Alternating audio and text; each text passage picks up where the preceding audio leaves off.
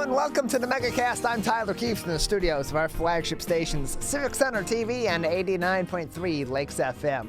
In addition, today, as always, we're on Birmingham Area Municipal Access. Both of our public television stations in southeastern Michigan are on Comcast Channel 15 and AT&T Channel 99. We're also on the radio in the Birmingham-Bloomfield area on 88.1 WBFH, the BIF, a service of the Bloomfield Hills School District, operating 24 hours a day, 7 days a week on 88.1 FM and online at WBFH.FM and on the BIF radio app.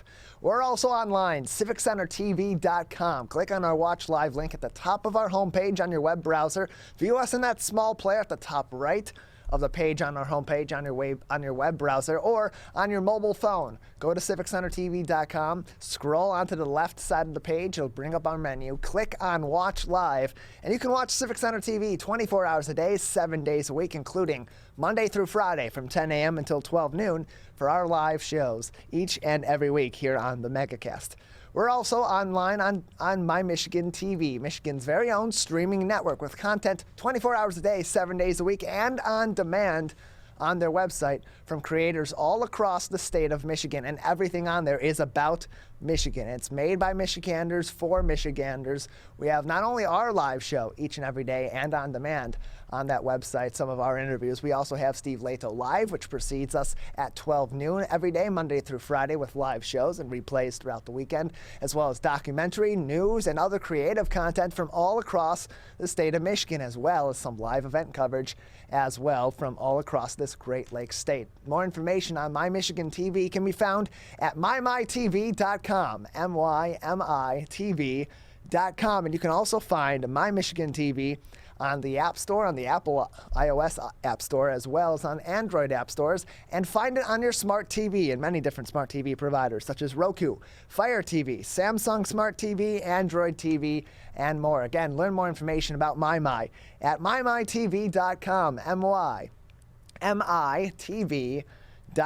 We're also on Facebook, as always. Today, facebook.com/CivicCenterTV15 and facebook.com/LakesFM.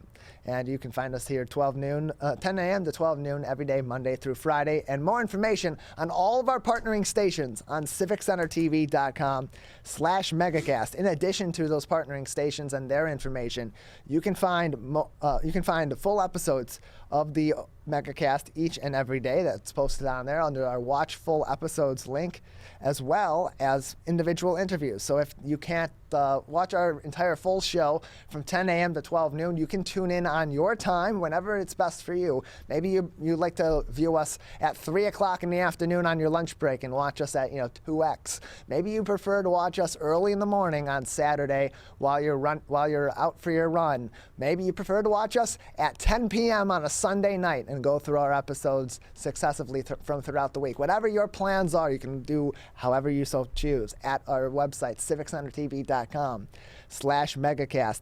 And we have some special news. We'll be adding more information to that page about our partnering stations in the coming days. Next week, we'll be joined by Waterford Municipal Television and by Southfield Municipal Television, and we're pleased to be joined by both of those stations going forward here on the Megacast. That will begin next week, and we'll even talk to some people from those communities about joining us and about what's going on in their towns as we bring in even more content from around Oakland County and the state of Michigan. So we appreciate having them on. And joining the Megacast network, you'll see them on our show each and every day and have another place to watch the Megacast Monday through Friday from 10 a.m. to 12 noon here on our network of TV, radio, and other media outlets.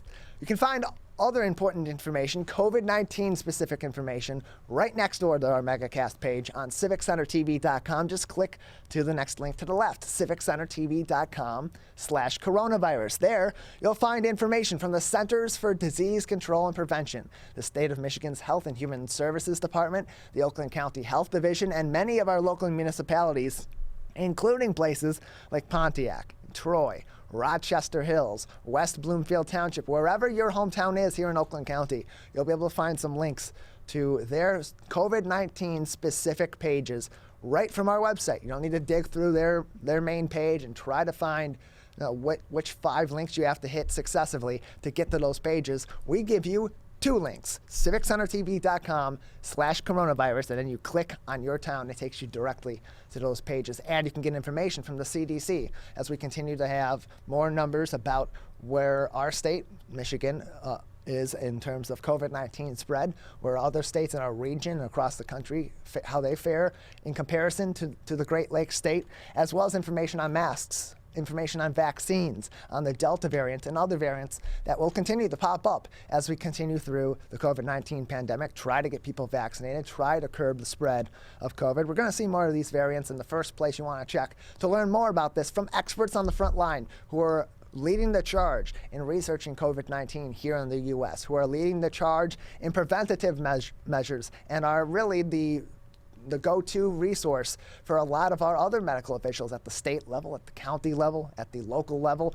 Those resources are directly there for you on our website, civiccentertv.com/coronavirus. In addition, we have our top stories each and every day, and this week, the top story continues, much like late last week, to be all about mask mandates, as now the majority of Michigan students must mask up after Ingham County and Washtenaw County add their own rules. This from Bridge, Michigan Magazine, another great independent journalistic resource, and we highly suggest that as you're reading these articles, as we post these articles each and every day for you, that you go and you support local journalism, because they are the front lines. While we come here and we report some of these stories to you and we read them off and we give you some of our opinions, and then we go and we talk to experts in the community about issues that pertain to a lot of these stories, these journalists are following them each and every day. They're getting all the nitty-gritty, and they're giving you the important details as well as some of the more in-depth details. And so we highly encourage you to support publications like Bridge, Michigan Magazine and others that we pull articles from onto our website and give you those direct resources to the most important stories about Michigan each and every day on our show. So this story from Bridge, Michigan Magazine. 2 more Michigan counties have issued school mask mandates, with about 6 in 10 K-12 students now required to wear face coverings in classrooms because of the pandemic. Health officials in Ingham and Washtenaw counties issued school mask requirements on Thursday morning, joining at least 14 other Michigan counties with mandates, including right here in Oakland County. 8 of the 9 most populous counties in Michigan now have orders requiring face masks in school buildings. Most mandate masks for all students, but a few only require facial coverings for elementary school students who are not yet eligible for the COVID-19 vaccine, that being the Pfizer vaccine, which is available for those 12 years of age and older. At least 16 of Michigan's 83 counties have now have countywide school mask mandates.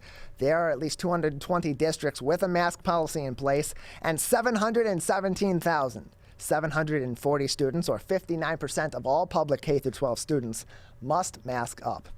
The Ingham County order requires everyone to wear face masks inside school buildings, regardless of vaccination status. The order applies to traditional public schools, charter schools, private schools, parochial, and vocational schools. The order does not, however, apply to colleges, and that includes Michigan State University, which is located in Ingham County, but has its own mask policies in place, and you can check the website for MSU as well as for Lansing Community College and other colleges and universities and other higher institutions that may be in that local area individually. But Ingham County does not cover colleges in its mask mandate.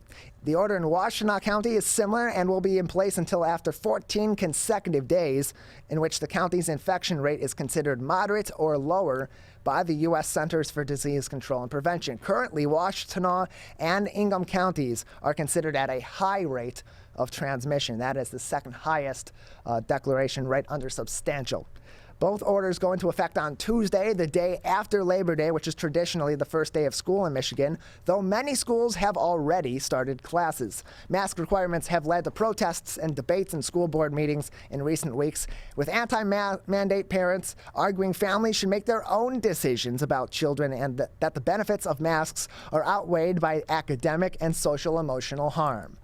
Which, of course, is not supported by the Centers for Disease Control, the Michigan Department of Health and Human Services, and many local health departments who are experts on the topic. Pro-mandate parents counter that their children aren't safe from COVID-19 unless all students are masked up. School officials have pleaded for a statewide policy to avoid differences between districts and between counties. Governor Whitmer, whose administration imposed a statewide mask mandate in the previous school year, has allowed school districts to set their own policies in 2021. As of August 30th, 9 states have prohibited school districts from requiring masks, and at least 15 states, as well as the District of Columbia, have mask mandates in place. Mask mandates have also been a heated political issue at school board and county commissioner meetings around Michigan in recent weeks, including last night's 5-hour-long Oakland County Board of Commissioners meeting that you'll be able to see on demand and in replay on civiccentertv.com this weekend. But that hasn't stopped an increase in mask requirements in school districts, particularly in the southern half of the state. Research on effectiveness of mask mandates to limit COVID-19 spread isn't exactly conclusive, but health experts and many educators view the mandate as part of a series of mitigation efforts they hope will help keep students in classrooms this year, rather than lurching back and forth between schools and online or distance learning. The 7-day average of COVID cases in Michigan has nearly quintupled since early July, rising to 1,925 cases this week, largely due to the daily cases average, largely due to the highly infectious Delta variant. While that's still far fewer cases than the spring, health officials say they remain concerned. We are grateful to our local schools and districts that have already done work to require masks that continue to work closely with us on isolation and quarantine measures, said Jemena Loveluck, the health officer with Washtenaw County's health department, in a statement. She continued on, unfortunately, we are trending in the wrong direction. It's imperative that we use all of our tools to prevent and control COVID in educational settings and provide in-person learning as safely as possible, end closed quote. That full article from Bridge, Michigan Magazine on our website at civiccentertv.com/coronavirus. And while we talk about new mask mandates going in order, and of course that article mentioned multiple times how this has become kind of a hot button issue, and some of these arguments have become very heated, that certainly was the case here in Oakland County, as many people, hundreds, showed up to last night's Board of Commissioners meeting to protest Oakland County's most recent mask mandate health order for schools. This article from the Oakland Press on our website, civiccentertv.com/coronavirus. Mothers, fathers, doctors, nurses, and even a high school student spoke to the Oakland County Board of Commissioners on Thursday night, mostly condemning the county's mask mandate for school children that was announced on August 24th. Outside, there were a few hundred protesters carrying signs and making enough noise at times to be heard in the commissioner's auditorium. Due to COVID restrictions, protesters were limited in the auditorium, but once one person left, another was allowed to enter. The board was ready to stay until the last voice was heard. The first speaker, a school teacher, spoke in favor of the mask mandates. Then the tide turned. Quote, I would personally like to invite any of you in this room, even Mr. Dave Coulter, and even Miss Leanne Stafford, come into my kindergarten classroom and watch mandated masks. It is beyond obscene, said Autumn Frazier, a Huron Valley Schools teacher.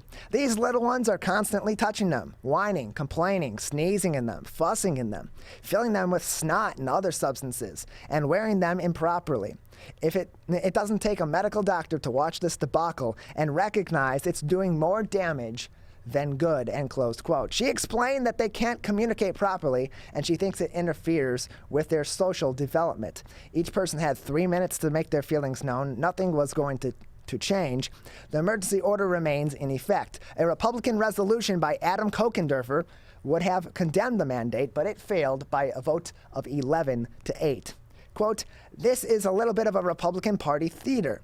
We had a Republican that put a resolution that they didn't have the votes for. They knew they didn't have their own members here to vote for, said Dave Woodward, chairman of the Board of Commissioners, in that quote.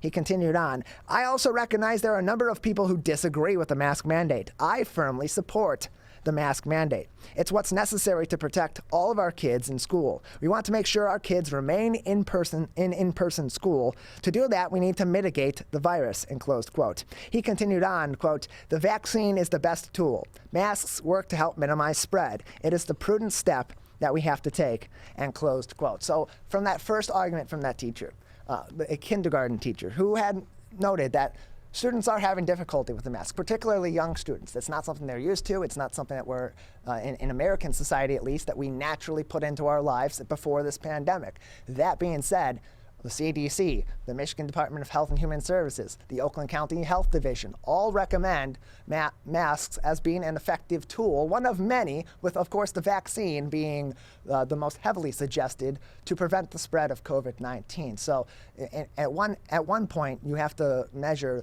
the ends versus the means. If the ends are that we have to wear masks and it's annoying for kids and they're adjusting them and their communication's a little bit off, if that is what's preventing the spread of COVID-19, which situation is worse? And that's not for me to tell you which one way or another. That's for you to decide yourself. I'm just laying that out there for you.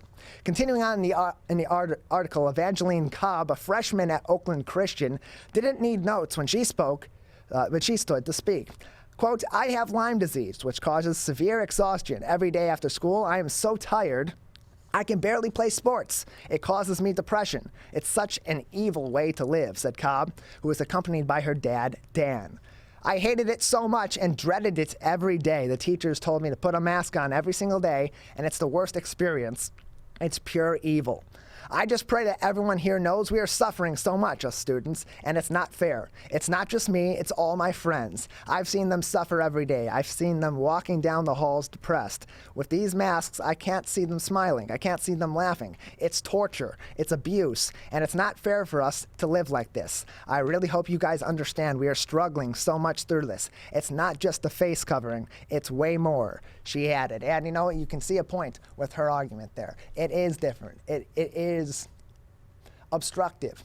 These masks are not comfortable in many different ways beyond just them being on your face. It's also socially uncomfortable as well because we do read people's emotions. We do take joy in other people's emotions. And it's something that we've lost over the course of this pandemic. So in that way, it is a very valid argument. And with her having Lyme disease, maybe it does affect her even greater than it does most people that don't have a chronic illness such as Lyme disease. And if that's the case, we certainly feel for her.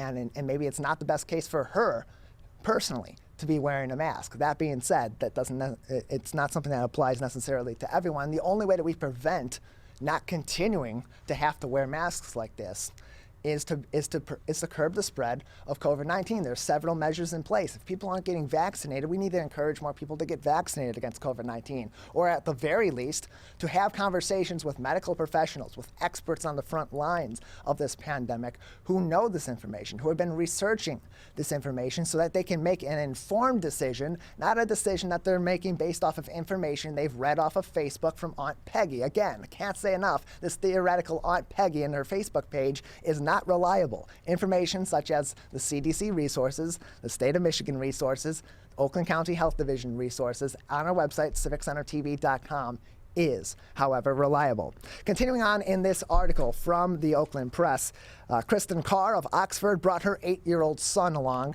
to the Oakland County meeting and said, quote, "For the last 3 days in a row, he has been kicked out of his school for not wearing a mask. This county and its health department told me that in order for my son to go to school and be afforded his right to an education, he has to put on a mask, and he tells me he cannot breathe in it," she said.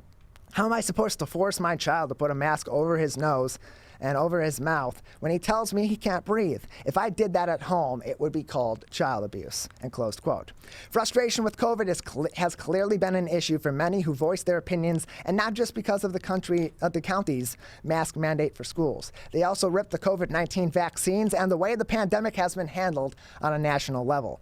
Aaron Pruitt of Rochester Hills hit hard on Dr. Anthony Fauci, who is the director of the National Institute of Allergy and Infectious Diseases and the chief medical advisor for the president. She said, quote, "The country has been listening to Dr. Fauci as if he is God and literally knows it all. In my opinion, he is Joseph Mengele of the 21st century, the angel of death, who experimented on human beings in Nazi Germany," and closed quote. Pruitt continued on with her interesting statement. "Instead of following his recommendations, this man should be tried for crimes against humanity.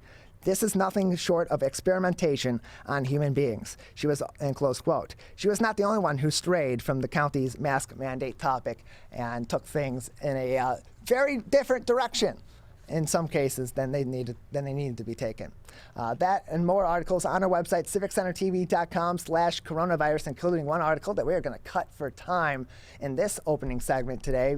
But it surrounds more confusion regarding deadlines for the Michigan Independent Citizens Redistricting Commission, which continues to have more and more problems and answer those problems with additional issues. So, really doing a great job to build confidence as we redistrict and try to keep the gerrymandering out of our government. But they're really making a great case, it seems, for why that maybe we shouldn't have had this system. But hopefully they figure it out, because this is a much better system than having Republicans or Democrats, whoever's in power, continue to put themselves in a position to be in power going forward, which is obviously a system that doesn't work best for everybody else for a number of reasons. You can read that article, as well as all of our articles from today's edition of the Megacast that we posted this morning, and we post every morning before our live shows on civiccentertv.com/coronavirus. And man, do we have a great show ahead of you today. We've been talking about mask mandates. We talked about the fiery Oakland County Board of Commissioners meeting last night, that 5-hour extravaganza that had a lot of debate about mask mandates. You'll see that later on demand on civiccentertv.com. But before that, if you stick around here, and I highly encourage you to stick around with us, if nothing else, then for the next 20 minutes, because we'll be speaking after this break with Oakland County Executive David Coulter. He'll join us next on the Megacast. At the bottom of the hour, we'll be joined by Dr. Varun Vora, my apologies, from the Michigan Poison Center. And then in the 11 o'clock hour, Rabbi Kasriel Shemtov will join us on the Megacast, talk about some of the celebrations of the high holidays in Judaism coming up. Then we'll be joined by Brian Peterson from B's and the D, and cap off the show with our good friend Dave Boucher from the Detroit Free Press. That and more coming up. You are watching and listening to the Megacast. I couldn't breathe at all. There was lots of talk about putting me on a ventilator. I thought I was going to die. I was 39 weeks pregnant and had a scheduled C-section. During that time, I got COVID and was hospitalized for a month. I had a blood clot in my lungs. It caused me to go into right-sided heart failure. I was really scared. I kept texting my husband and my mom, telling them how scared I was, and I was worried that he was going to grow up without a mom. And then I was worried when I did get home, that he wouldn't know who I was. You know, being 27 and a mom and a wife, and having that all almost taken away from me. It's scary. And if a vaccine can prevent that from happening, why not? Get your vaccine. I don't want this to happen to anybody else. A message from the staff of Michigan's Crime Victim Compensation Program. Anyone can be a victim of crime and suffer lasting trauma, physically, emotionally, and financially. But you are not alone. If you're struggling financially due to a crime, we're here for you. Find out if you qualify for crime victim compensation. Call 877-251-7373 or visit michigan.gov/crime-victim. A message from the Michigan Department of Health and Human Services, Division of Victim Services. You see certain things get reincarnated in your children. My daughter is very much inspired by my wife's artistic pursuits. So my daughter started making necklaces. She makes what we call affirmation fashion. I tell her every day that your black is beautiful. Your black is beautiful. Your black is beautiful. And if there's anything better than being beautiful, it's being smart. And if there's anything better than being smart, it's being kind. And reaffirming that every day is our method of making sure her chin never drops. My dad wasn't around, and I remember riding a bike and falling off and cutting myself, and me never just wanted to get back on it. People ask, how your children learn how to ride a bike, and you didn't. I didn't teach them. I just created an environment where they taught themselves, and all I had to do was be there.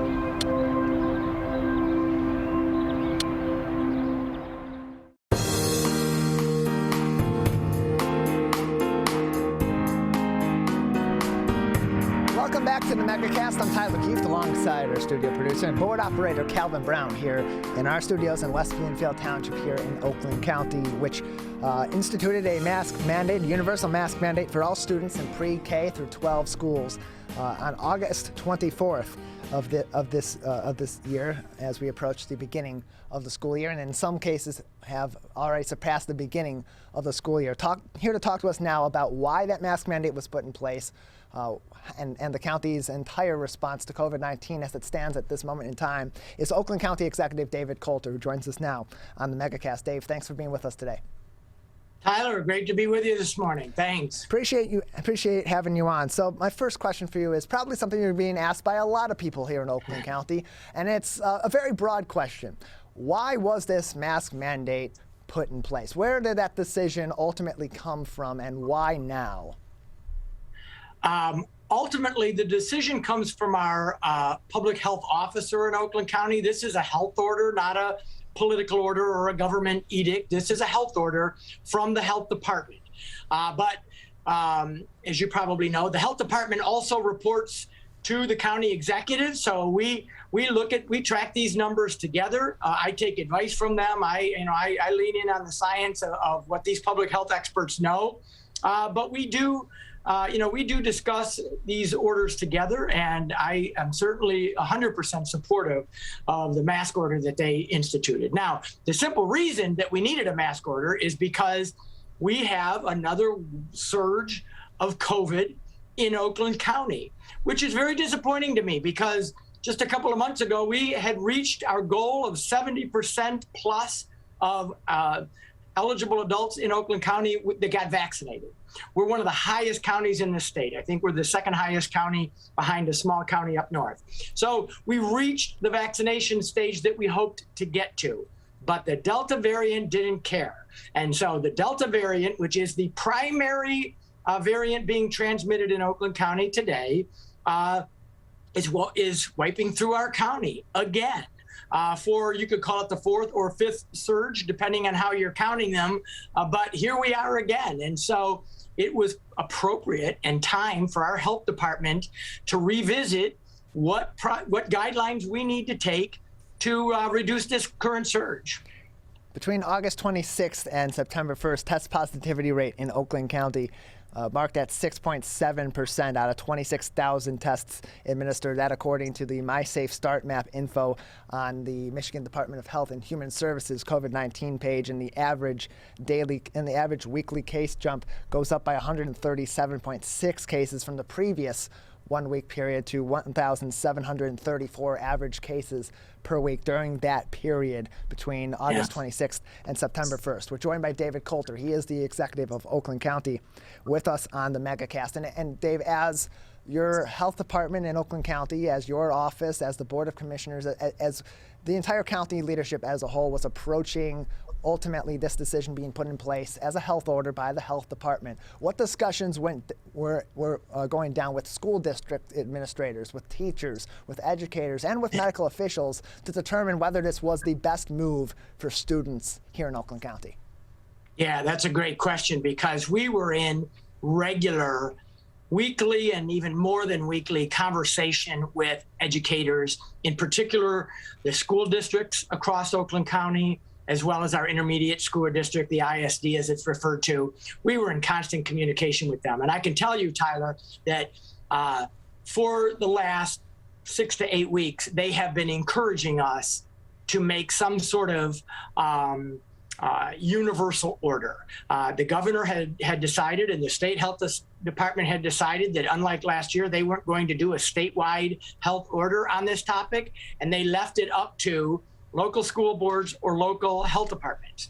And boy, our school boards were just really on the hot seat. And what we heard from them all the time was, we're elected members of a school board, or we're superintendents who know how to educate your kids. We're not health experts. We would like this kind of guidance. So we heard from them regularly.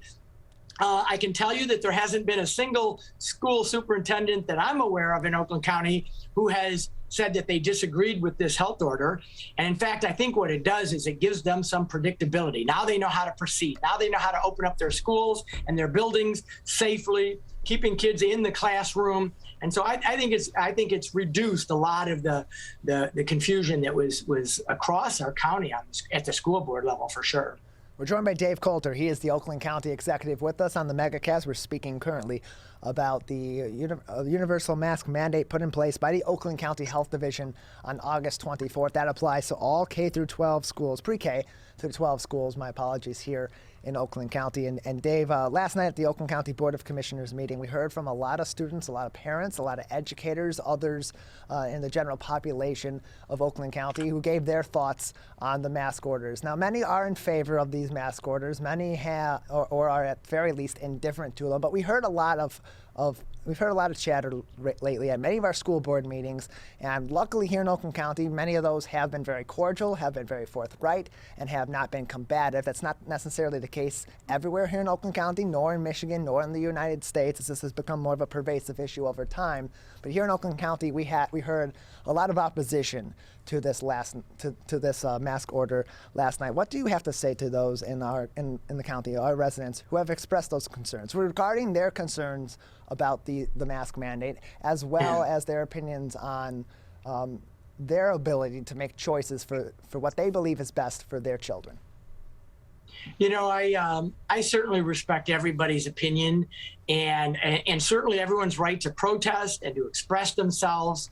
And people have been expressing themselves on this issue quietly, loudly, and in lots of different ways, physically, for weeks now. And so this has become a very contentious issue. But what I would say is it's only a contentious issue, in my view, through the lens of a political discussion. This has become politically contentious, and I understand that. And the Oakland County Republican Party has been a large source of the organizing behind the rallies that you're seeing, and so they've made this a political issue. And that's fine. That's politics, and that's their right to do. But if you look at this strictly from a public health issue, there is no debate. The science on this is clear. The medical community is clear. There isn't a public health officer in the state, in any county in the state, who doesn't think that masks help protect kids in school. That's just simply a fact. So when I have to make decisions like this, I consider this a public health decision over a political decision. I'm trying not to politicize this issue, even though there's a whole lot of folks who think that they can get advantage by doing that. And I say, you're welcome to do that. But we're going to look at the science. We're going to listen to the public health experts, and we're going to do everything we can to keep our kids in school and safe, because what we learned last year is remote learning. You know, that's a last resort choice. There's learning loss associated with that. There's developmental loss that's associated with that. And our number one goal is to keep our kids in the classroom. And if a simple tool like a mask can help do that, then that's good enough for me. We're joined by Dave Coulter, the Oakland County Executive, with us today on the Megacast. And Dave, in some cases last night, with some of those that were detractors of this mask mandate that was put in place on the 24th, one of them that was included in that meeting and was written about in the Oakland Press article we shared earlier was Evangeline Cobb, a freshman at Oakland Christian who does have Lyme disease, and expressed her issues with masks because as it relates to her medical condition. Are there provisions in place through this mask order for people to take steps to not evade the order, but to relieve themselves from the order due to the medical or any other religious purposes that may be in place? And how would they go about that if that is the case? There are, actually. So I heard you read that quote, and I read that quote in the paper this morning. There are medical exemptions. So if she has a note from her doctor that says she has a medical condition that doesn't allow her to wear a mask, that is a reason for an exemption. There's also a religious exemption. And the protocols for how to apply for that are on our website. They're also on the state's website because it's the same exemption that has been in effect for 17 months. So there's no reason for someone who has a medical condition to have to ask to wear a mask. But I also heard that young lady, and I respect her, but I heard her say that this is the worst experience. And I would just argue that a lot worse experience is getting COVID, being in the hospital, being on a respirator. I just don't think she fully appreciates and understands the devastation that this disease can cause. And that's what keeps me up at night. And that's what this health order is meant to address. We're joined by Dave Coulter, Oakland County Executive, with us today on the Megacast. You can learn more about the mask mandate that is in place, as well as how to go about exemptions for your child or for yourself to the mask order for religious or medical purposes by going to our website, civiccentertv.com/coronavirus, clicking on the Oakland County link, which will take you to the Health Division's COVID-19 specific page where you can navigate to all that information that you may need. In other news, Dave, you had recently visited with the Jewish News in Farmington Hills to meet with the editorial team, including board member Mark Zosmer and Mark Davidoff, the board advisor. As we approach the high holidays for Judaism, we've also seen over the course of the last several months, not only as we've seen in the Asian and Pacific Islander community and in other Black, Indigenous, and people of color communities, there's been a rise in hate crimes. Was that one of the purposes of speaking with the Jewish News and with the Jewish community to address that issue? And then what other things were discussed as we're approaching this important time of the year for those that practice this faith, while also addressing issues of hate crimes, anti-Semitism, ethnocentrism, and others in our related issues in our communities? Yeah, that is a great question, Tyler. We had a really nice conversation, and I've made it a point as county executive to try to reach out to lots of different groups here in the county. And you mentioned the Asian Pacific Americans, Black Americans, LGBTQ residents of our county, to build those relationships. But the Jewish community in Oakland County is so important, in part because it's headquartered primarily here in Oakland County. The largest number of Jewish residents in Michigan live in Oakland County, and it's a really critical, important community. And I want to hear their concerns. And as you expressed, one of their top concerns is security. We've seen synagogue bombings across the country. They've heard and seen the threats, and they're concerned about that. So we talked about that and how we can assist them with those concerns. And I can certainly use my bully pulpit, and I've tried to at every instance of that kind of hate speech to say that this is not acceptable. You know, you talked about some of the protests that have happened over the mask mandates. One of the things that's, in my opinion, absolutely intolerable is comparing a health order to Nazi Germany. And I just wish people would stop it. They did it again last night. They did it in Birmingham at the school board. And it's absolutely outrageous and inappropriate to try to compare an order of public health officials to the horror that happened in Nazi Germany. And it just shows you that the rhetoric in this country has gotten way too high. And I do think that as a county executive, I have a responsibility to try to lower that rhetoric and lower that temperature as it's aimed at any group of individuals in our county. And so that was certainly one of the reasons that I wanted to meet with them. But the other is that they're just a really important community in terms of the nonprofit organizations that are in the Jewish community that do so much health and human service work that's so important. We've partnered with them on a number of initiatives, and I just want to make sure that relationship is strong and that I understand their concerns and ask for their help in the work that I do as well. We're joined by Dave Coulter. He is the Oakland County Executive with us today on the Megacast. And again, on that similar note, Oakland County, being that it's so religiously and ethnically diverse, what other work is being done at the Oakland County level to address some of these issues of racial inequities, of hatred in that is still unfortunately part of our communities? And on top of that, even almost or equally as important to that, representation from the number of these communities, religiously, ethnically, so on and so forth, in our government, because representation is so important for providing true insight and really leading change in these issues. Yeah, I'm glad you asked that. So we've done a couple of things. The first thing I did immediately when I came into office, within the first month, is we passed the county's first ever comprehensive non-discrimination policy in Oakland County. We did not have a non-discrimination policy in Oakland County. We do now, and I'm proud of that. The other thing we did is we started what we called Welcoming Oakland. We're now part of the national network of welcoming counties. And what that says is that Oakland County is open for business for anybody of any nationality, any race, any ethnicity, any religious background, sexual orientation, who wants to come here and be successful and be a good member of this community. We welcome you. It's important, by the way, that we do that. You know, Oakland County over the past decade would have actually lost population had it not been for foreign-born residents. And yet, for some reason, too often immigrants and foreign-born people get stigmatized and demonized in this country and in this county. And it's not only the wrong thing morally to do, but it's stupid to do in terms of our growth and prosperity. It has been the diversity of our county that has made us stronger and more successful. And so I'm going to do everything that I can. And one of the things we've done is through this Welcoming Oakland group, we listen to their advice, we hear their concerns, we implement policies around the things that they're concerned about, security being at the top of that list for most groups.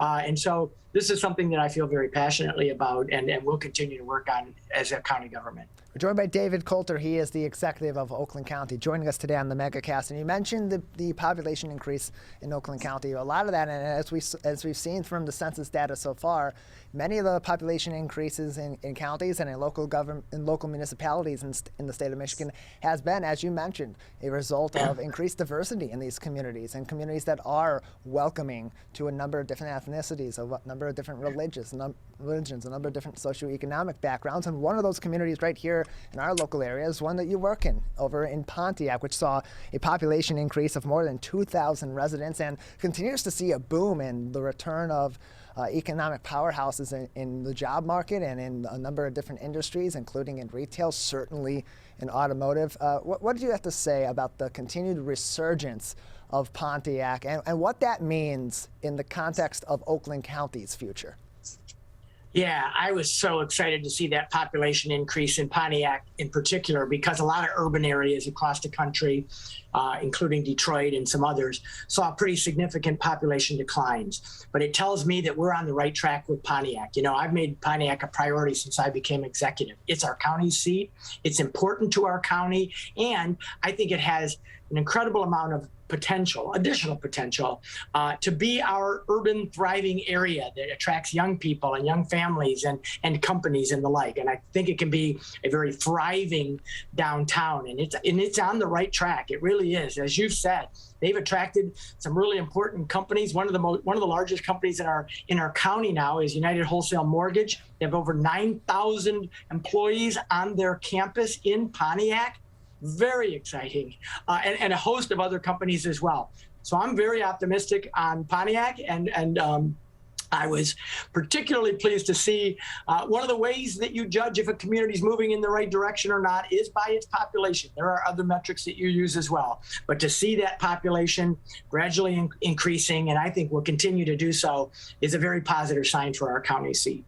We're joined by David Coulter, the Oakland County executive, with us today on the Megacast. And David, just another few minutes with you before we'll say goodbye today. I know we have taken up a lot of your time already. Recently, on August 10th, our local area lost an icon in Jack Aronson, founder of Garden Fresh Salsa, a good friend of yours who began that business while you were the mayor of Ferndale. And I want to give you a chance to honor your good friend and someone that has had a big impact here in Oakland County over a number of years.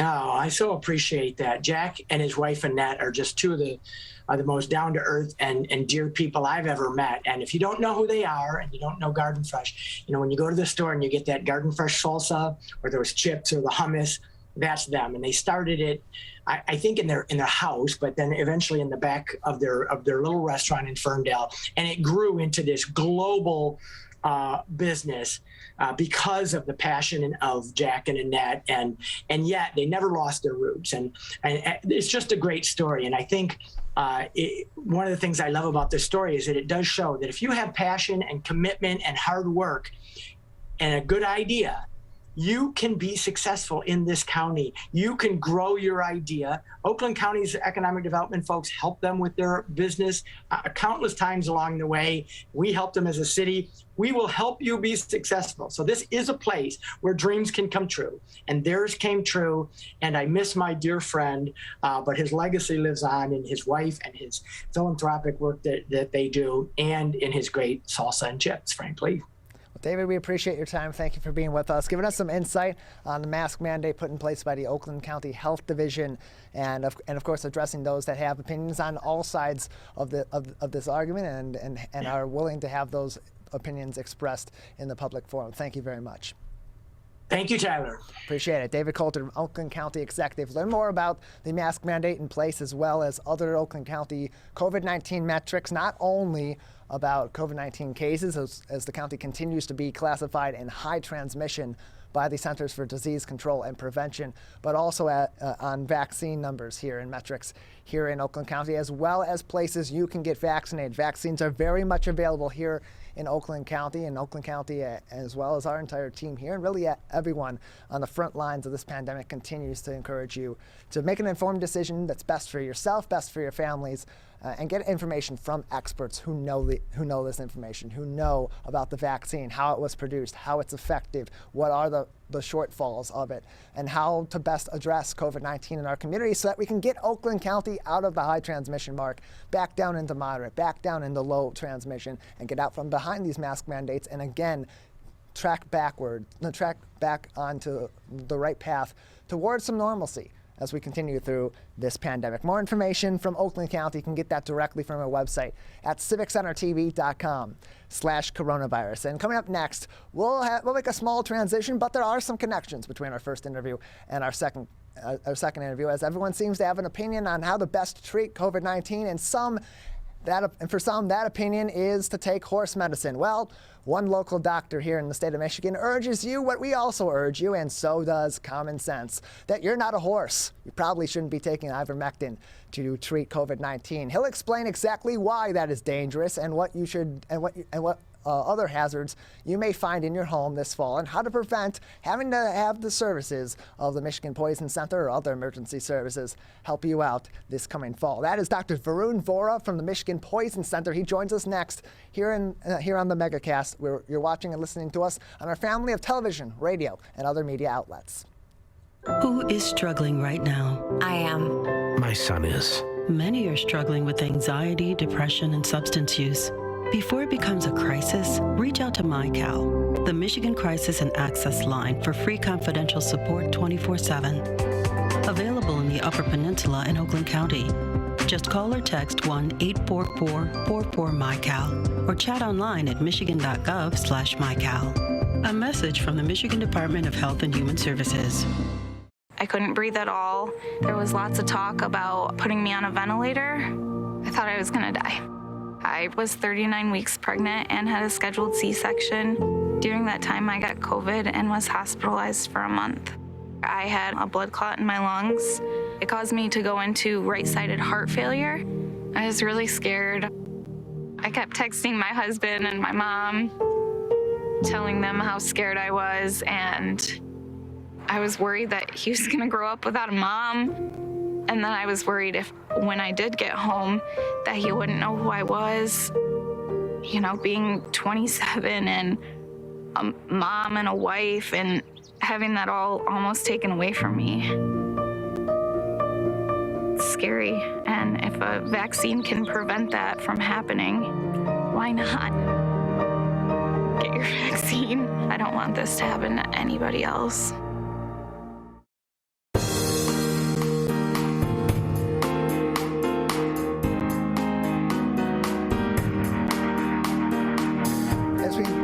From the summer into the fall season, and as we continue to have more questions pop up about COVID-19 and the future of this pandemic, more people are experimenting, and there are also common hazards that are there everywhere in our everyday life that we should be aware of and be trying to actively avoid, or at the very least be ready to respond to should we fall victim to them in our own homes, in our workplaces, and out in the regular world. And to talk about some of those hazards and ways we can avoid some of these issues, we're pleased to be joined once again by Dr. Varun Vora. He is the academic director and clinical toxicologist at the Michigan Poison Center. Dr. Vora, thanks for being with us today.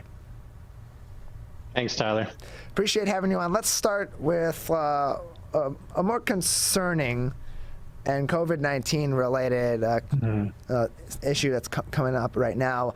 There have been some people that have been trying to treat COVID-19 or prevent COVID-19 without getting vaccinated, without the mask wearing, and instead taking ivermectin, which is an animal drug that is used for cattle and horses. You would think that would be common knowledge that a medication that is intended for other animals is probably not safe for humans to ingest. But in this case, one, why are people taking these? What do they think it's it's helping them do to prevent COVID-19? And then on top of that, why is experimenting with these drugs meant for other animals so dangerous? Yeah, so it's a trend that we've noticed, and we did see a spike, at least from our center, in calls related to ivermectin exposure shortly after sort of the national emergency was declared around April, May last year. And as well, there's a random spike in April of this year. Seems to be calming down a little bit, at least in this area. But other states are definitely experiencing a surge in volume related to these cases of ivermectin, people using ivermectin. So Alabama and Mississippi especially have reported cases, and even Oklahoma, Mississippi recording up to 70% of certain calls in a certain time frame related to ivermectin. So you're right, ivermectin, it's known as kind of a dewormer. It's for like parasites in horses and cows, but it can also be used in humans as well. So it does have some indications for things like head lice and skin conditions like rosacea in humans, but those are solely indicated for those purposes. So as far as for COVID-19, there's an ongoing research out there currently, in vitro studies, so more, not in humans, showing that it might have a potential effect against certain viruses like COVID-19. But again, it's insufficient evidence at this point. And the NIH has found no current evidence to suggest that it's going to be useful in humans so far from the clinical trials that have been done. So it is something that we're actively monitoring. And why people can get into trouble with this is because people who aren't consulting healthcare professionals, who aren't doing their homework and not complying with the advisories from organizations like the FDA, if they're taking certain doses that are meant for things like animals like horses and cows, those are big animals. So it's highly concentrated material where you're taking doses meant for animals that are immensely larger than we are normally, the average human, right? So that puts people at risk of toxicity. And ivermectin can have toxic exposures in big doses. So you can see things like rashes, mostly GI symptoms, especially abdominal pain, vomiting, nausea. There are reports of seizures out there as well, and low blood pressure, high heart rate. So those are things that we definitely want to avoid.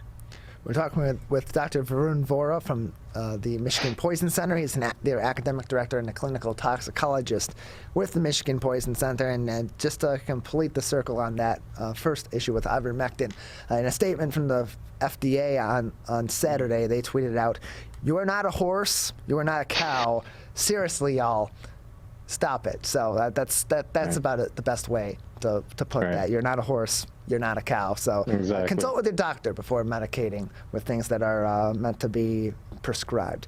Other issues that are currently affecting some people across the U.S., there have been a number of food recalls, frozen cooked shrimp, hamburgers, hot dog buns, frozen chicken.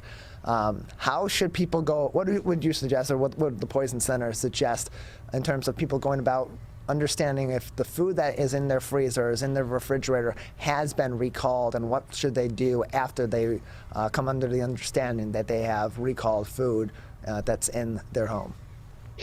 So I think the first thing that I would recommend is, being up to date with the advisories, especially, going to the CDC website and the FDA website. They do have lists of certain agents and certain food products that have been recalled.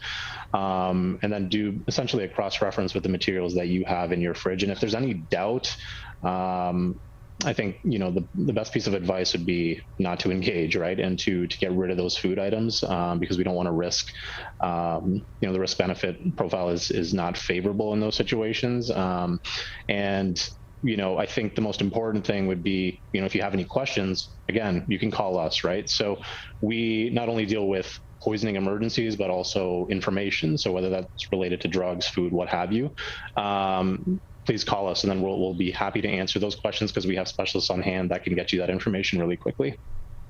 Dr. Vern Vora joins us on the Megacast. He is the academic director and clinical toxicologist at the Michigan Poison Center. And for those that may become affected by these recalled materials, how do they know the difference between them just having some adverse reactions to certain foods, as many people do have, versus food poisoning? How do you tell the difference between one versus the other? I think the main thing that they're going to share similar symptoms, mostly GI symptoms, the nausea, the vomiting, the abdominal pain mostly, which can start relatively early. But I think if it continues to progress and it's protracted and it's not going away, if you eat something kind of spoiled, usually you'll be sick for a little bit and then eventually it'll get better with hydration and whatnot. But otherwise, with true food poisoning, these things can last a long time, several days even. So if you're not getting better, or if you're noticing that symptoms are getting worse even, I think the best thing to do, there's several options. You can either call the Poison Center, 1-800-222-1222, or go to your local urgent care, or if it's really, if it's advised from, say, the Poison Center or whoever, a healthcare professional that you might see at the urgent care, there might be a need to go to the emergency department for a workup. We're joined by Dr. Varun Vora. He is the clinical toxicologist and academic director at the Michigan Poison Center with us today on the Megacast. And with marijuana being legal now in the state of Michigan, and we're seeing more of the dispensaries pop up and more people are being able to have access to cannabis and to cannabis products, but that also raises some concerns for those materials, much like alcohol or over-the-counter drugs in the home, being able to be taken into the possession of children or ingested by children, particularly young children. What are some of the adverse effects that can be had if for example, a young child or a child 0 to 19 years old is then taking marijuana edible from their parents' medicine cabinet or wherever they store their cannabis materials? What kind of effects can that have on a child?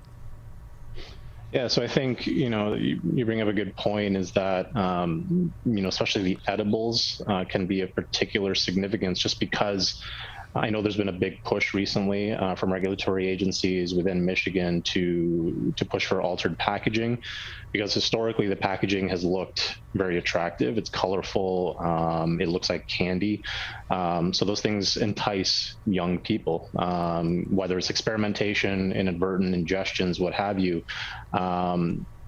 People can get into these things, especially kids, thinking that they're gummies and candies and whatnot. So, and they're infused into food products like brownies, cookies and what have you, at higher doses. So sometimes they can reach up to 20 times the dose in a regular marijuana joint. So, adverse events that we typically see, you'll see that sort of central nervous system depression, so that, loss of coordination, drowsiness, sedation, lethargy, sometimes vomiting. And then as well, it can lead to, fast heart rate, and eventually that'll work down, depending on how severe it is, it could lead to a lower heart rate and lower blood pressure as well, which we don't want. That's pretty significant, and significant in children as well, because they have a lower body surface area, right? So it doesn't take as much product to get into trouble versus doses or products that are meant for adult consumption.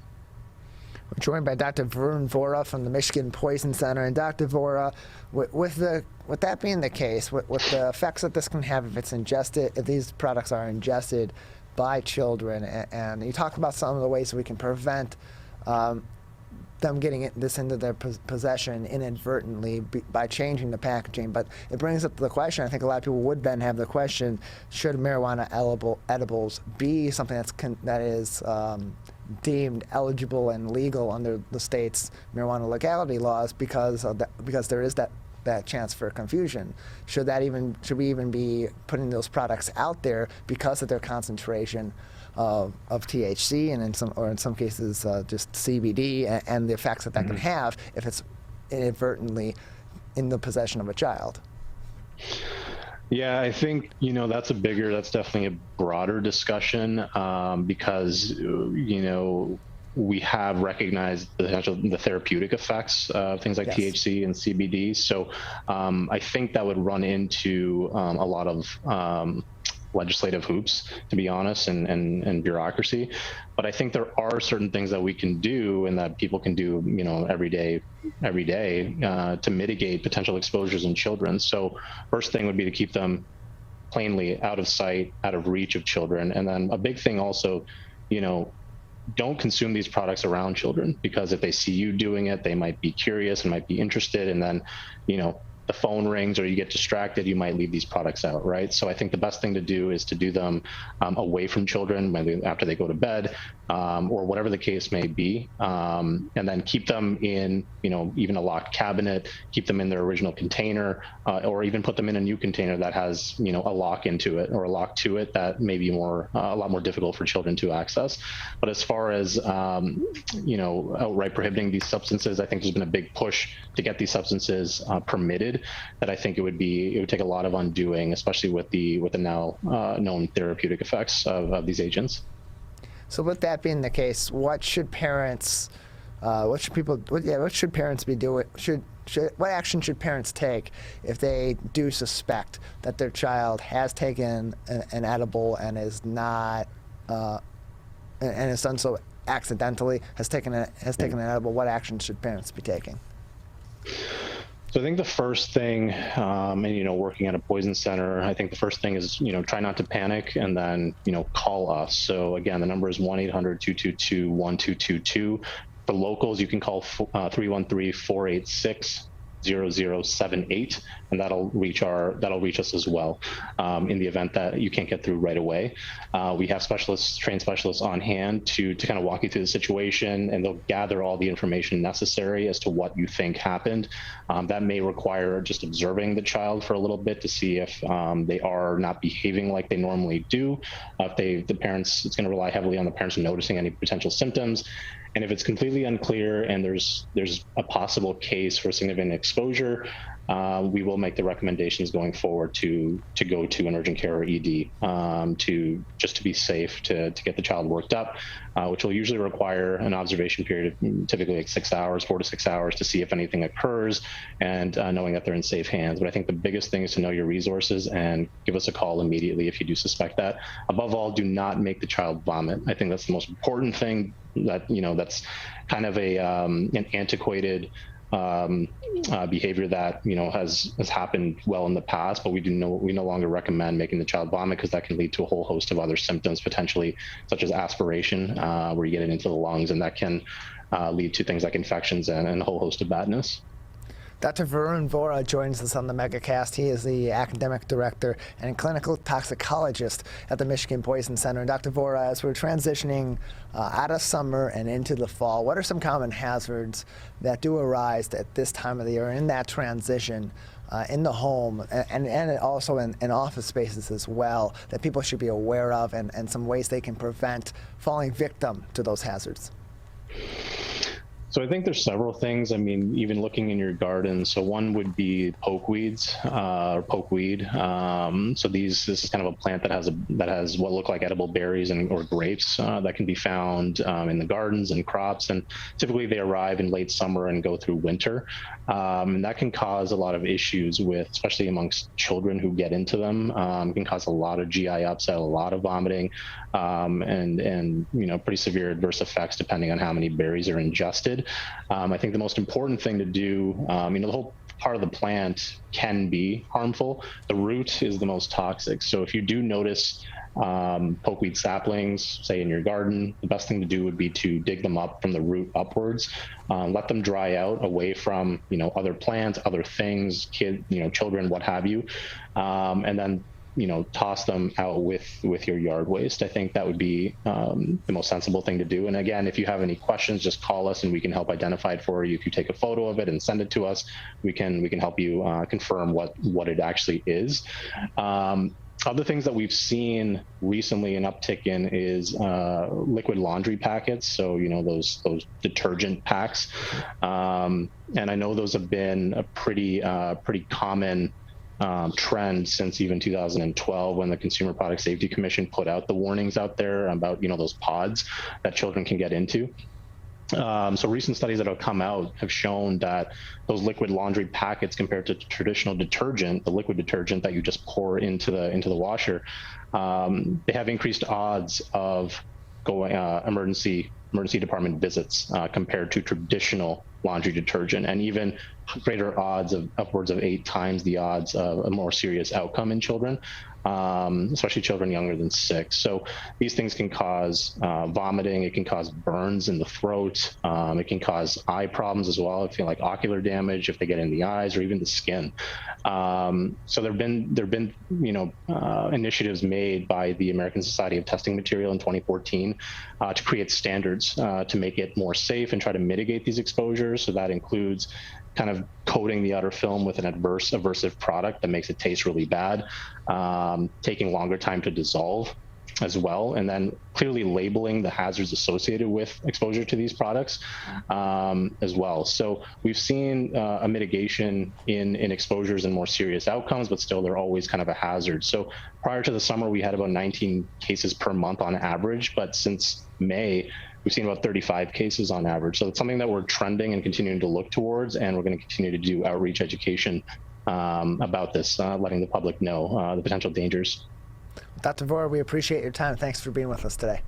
Thank you.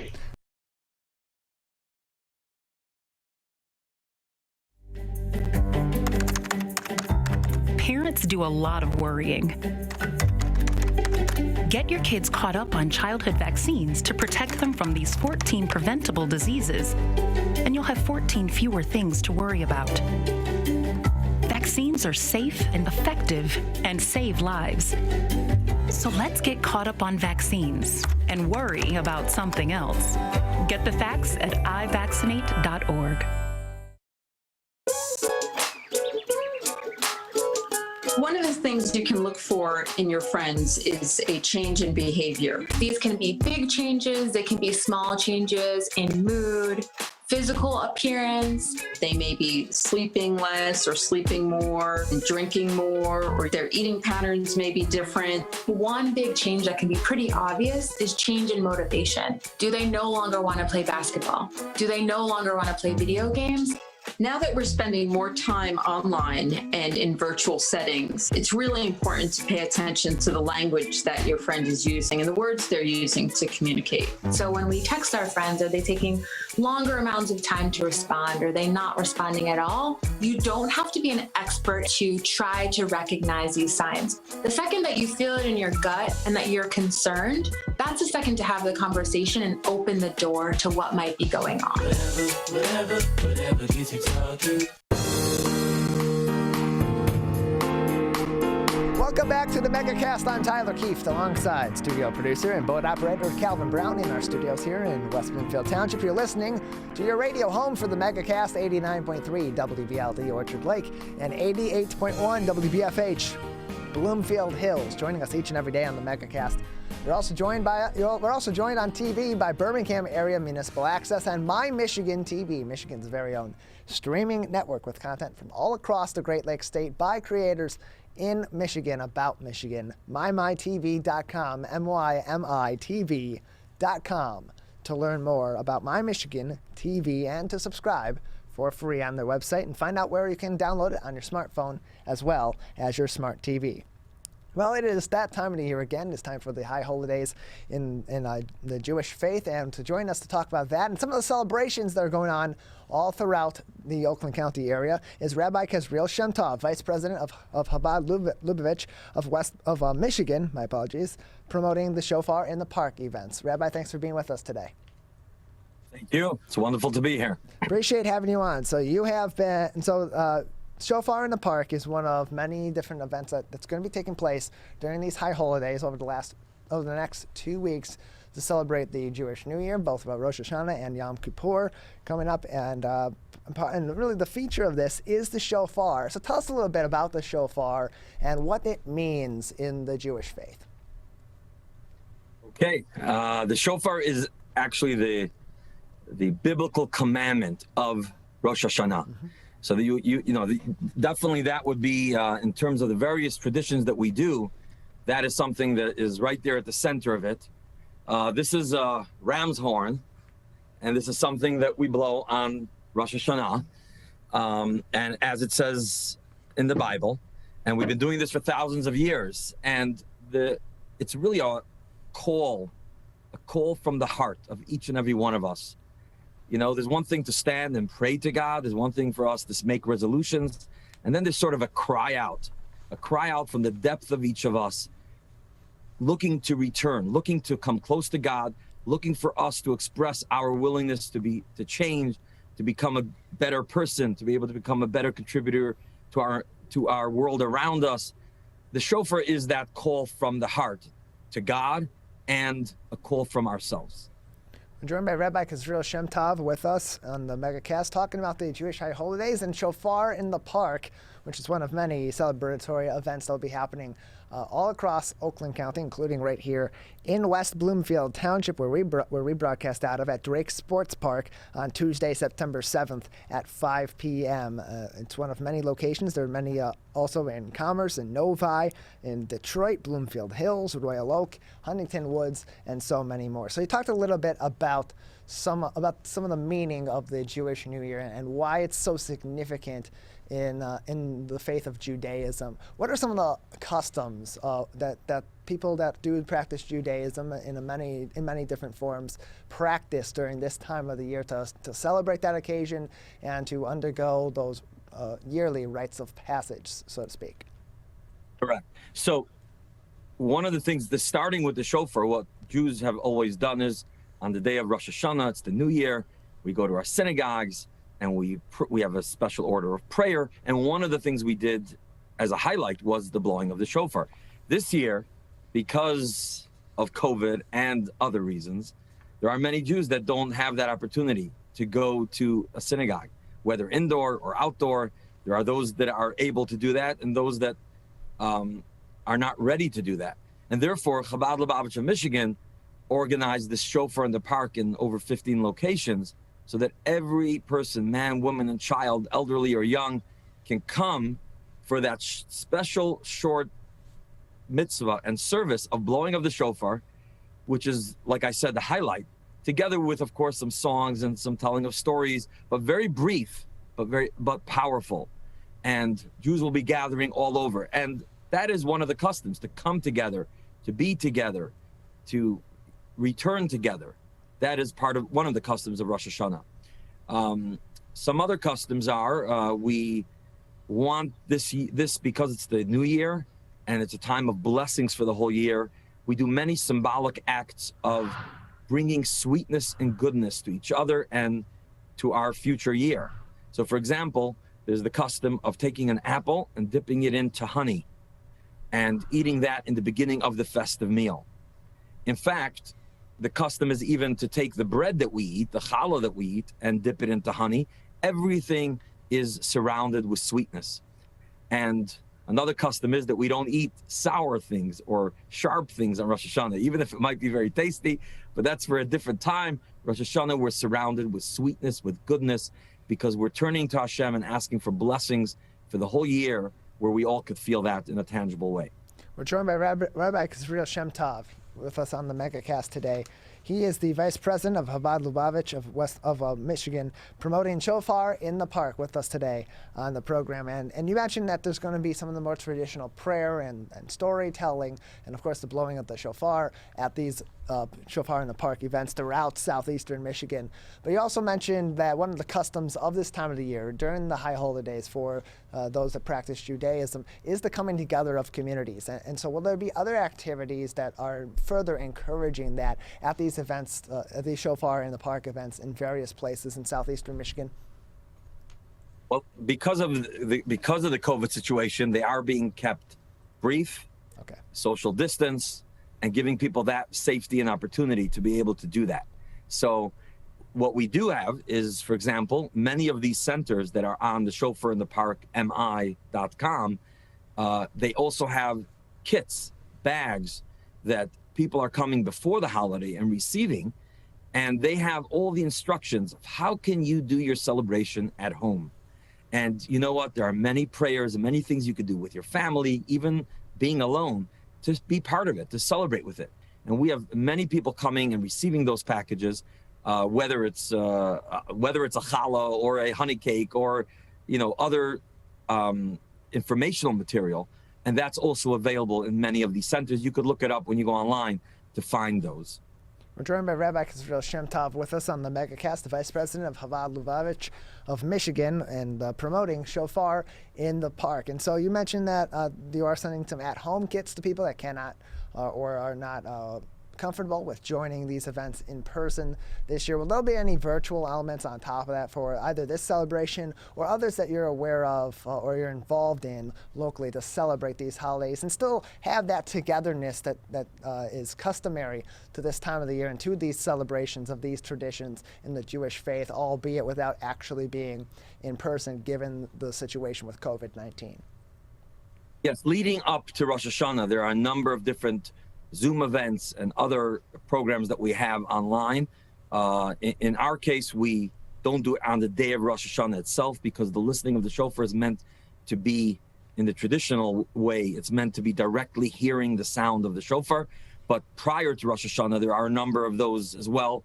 And through the Shofar in the Park MI, you could find out about that. As well, there is Chabad.org, which is our overall international website. And over there, you have many materials, many lectures, and many opportunities online that you can connect with as well.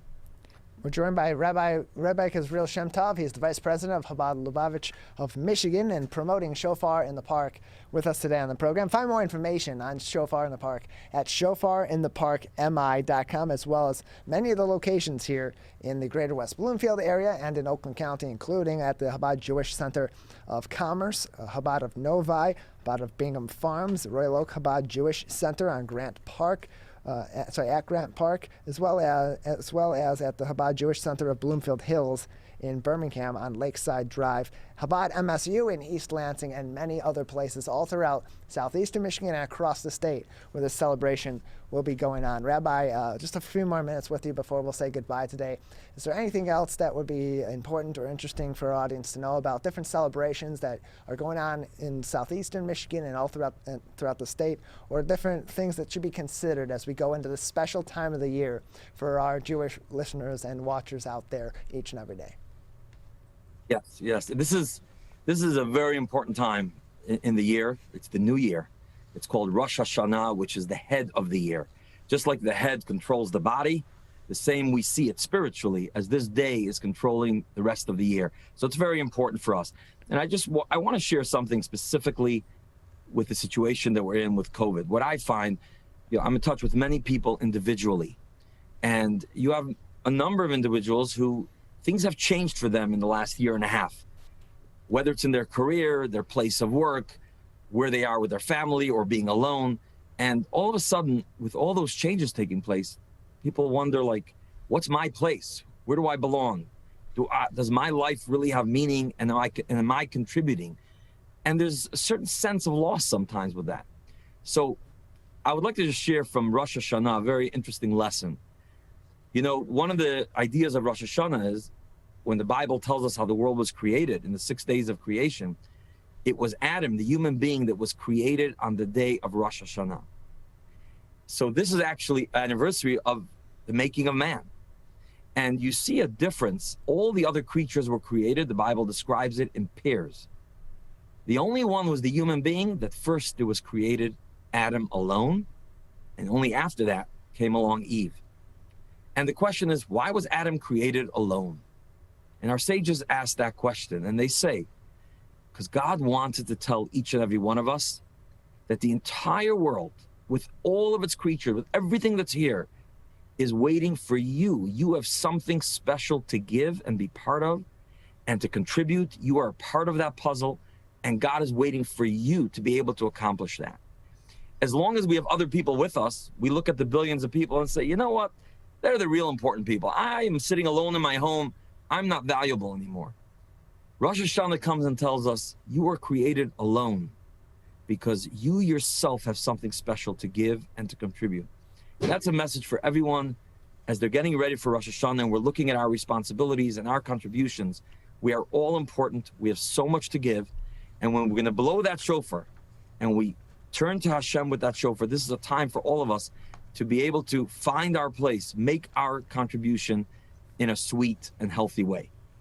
Well, Rabbi, that's a great note to end on. We appreciate it. Please continue on if you had something else to say. No, that's okay. I just want to take this opportunity on behalf of Chabad Lubavitch to wish everyone a happy, sweet New Year.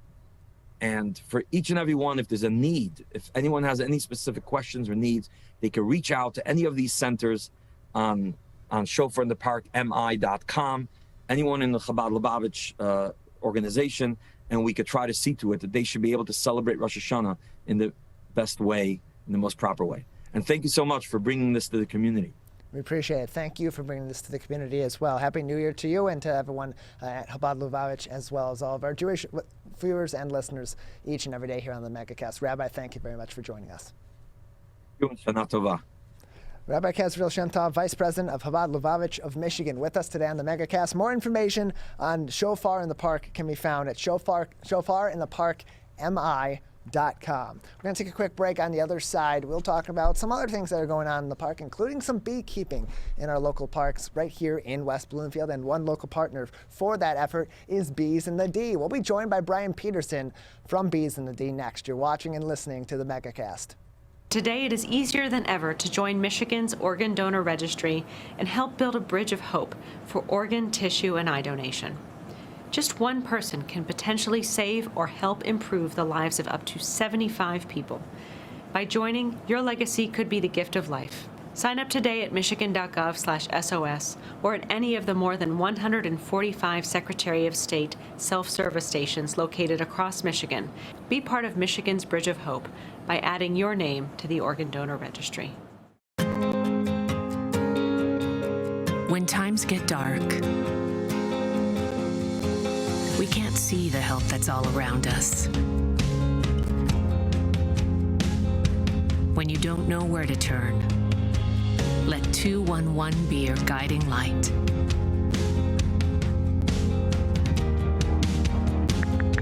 211, how can I help you? Our guides are ready to connect you with the help you need.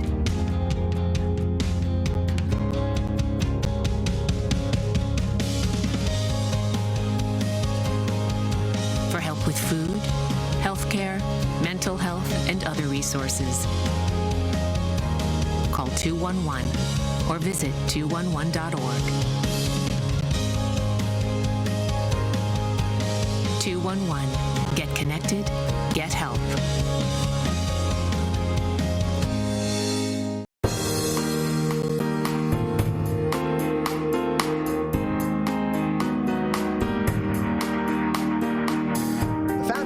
And the D, Brian Peterson, who joins us now once again on the Megacast. Brian, thanks for coming back. Hey, Tyler, always great to be with you. Appreciate having you on. How are things going with your organization at this time? We are as busy as a bee, I guess you could say.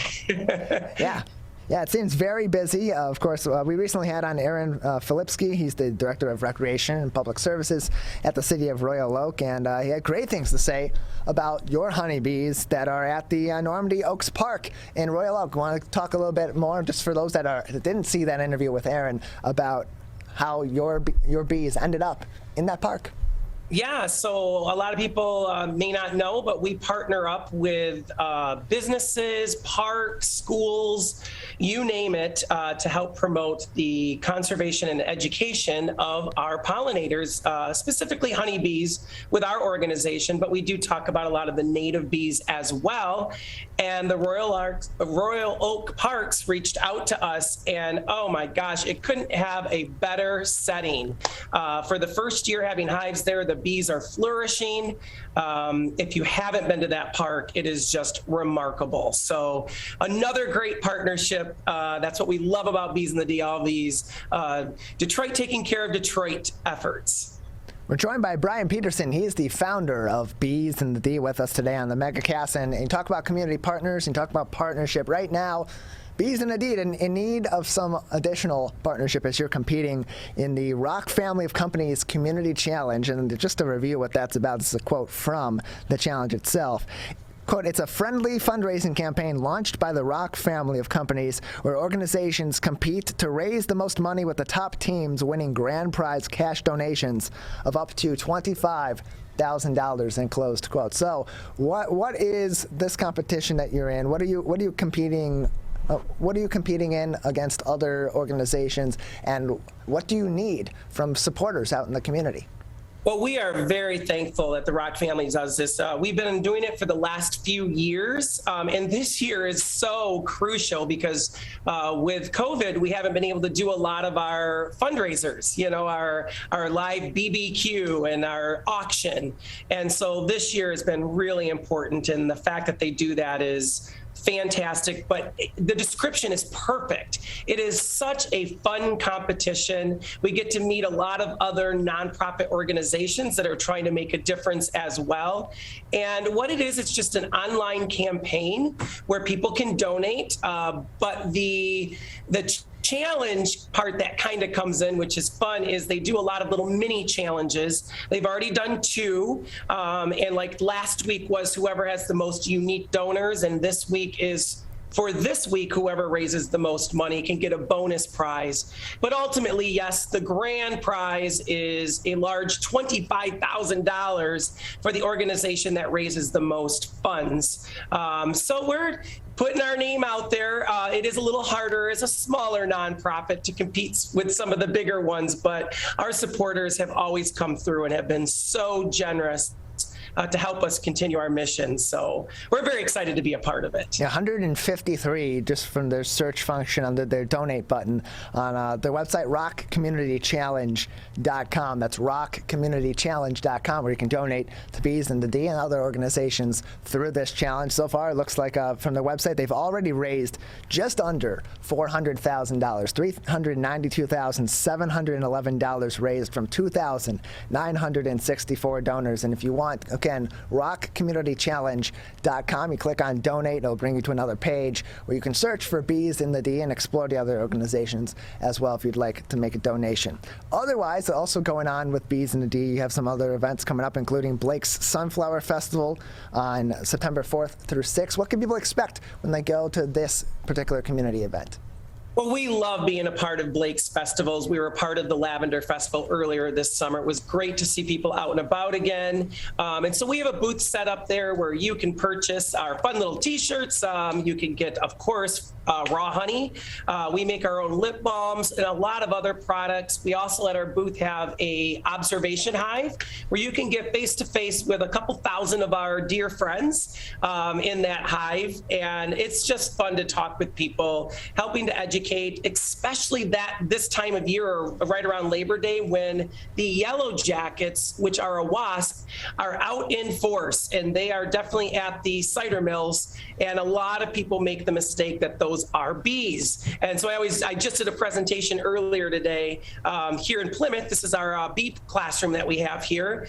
And I was sharing with the kids, like, have you ever been blamed for something that you didn't do? And of course, they have stories. Well, that's kind of the life of a honeybee, because we constantly are saying these bees are so bad, especially towards the fall, but those aren't bees at all. They're actually a species of wasp known as a yellow jacket. The bees are out enjoying the flowers and getting the nectar from the flowers. So it's a big misconception that we like to try to educate both young and old alike. But we'd love for you to come out and see us there. It's a very fun event. And there's a really interesting video on that misidentification that you have on your organization's website, beesinthed.com. Just scroll down about halfway down that page, you'll see a video. You'll see Brian holding up a piece of paper that literally says the case of misidentification. You can learn more about that, and as well as explore other videos from Bees in the D at beesinthed.com. And so, Brian, in terms of education efforts, of course, you're talking about the misidentification education effort that's going on right now. What other efforts is your organization putting out there in the community to inform people about bees, because they continue, especially at this time of the year where they're out and about, and because it's warm and because of the flowers being out in bloom and so on and so forth. What other education efforts are being put forth by your organization to help people develop a better relationship with the bees in their community? Well, as a fifth grade teacher, that's my main job. teaching runs through my blood, and I have found that one of our biggest avenues is actually social media through Facebook and Instagram. So I like to do a lot of short videos because I find that a lot of people click and then they want to keep clicking. And so I try to do 1-minute videos or less that kind of share about some of the misconceptions like you talked about, going into the hives. I do a Forager Friday every Friday where I talk about a plant that grows in Michigan and how it relates with our pollinators. But we also do some workshops. I just did an all-day workshop educating people how to become beekeepers at the Outdoor Adventure Center, where we have 4 hives right on the DeQuinder Cut. And then I've done some hive tours. It's fun to be back in action and be able to do some face-to-face events again this year. But yeah, like you said, our webpage is just packed full of so many infographics and videos. And I even created Bees in the D Junior during the COVID year for parents to go to. There are lessons that include crafts and the storytelling and lessons about bees and many different aspects of bees, like the waggle dance, like honey, which can be done from home. So we're trying our best to, educate, even though we're hopefully coming out of a difficult time, but that's one of our main pillars of our mission. So I want to make sure that I'm being true to that. And people have had a lot of time to explore their lives over the course of the pandemic while they've been stuck at home, while they've been getting progressively more and more bored just doing the same thing day in and day out and wanting to get back out in their community and do something different and pick up new hobbies. Have you found that with this reopening that's been going on over the past several months and continues on slowly but surely over time as we go forward,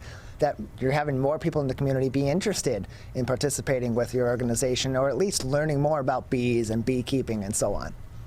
Yeah, actually, I'm going to back up a little bit too and say that silver lining here, a lot more people became connected with nature during the pandemic because they could go out to the parks. They could learn more about the natural world. So that was a real silver lining. But you are so right, Tyler. All of a sudden, people are eager to be a part of events. So we have noticed an uptick of people interested in being a part of our organization. Our volunteer page, which is on Facebook, is now almost upwards to 300 people.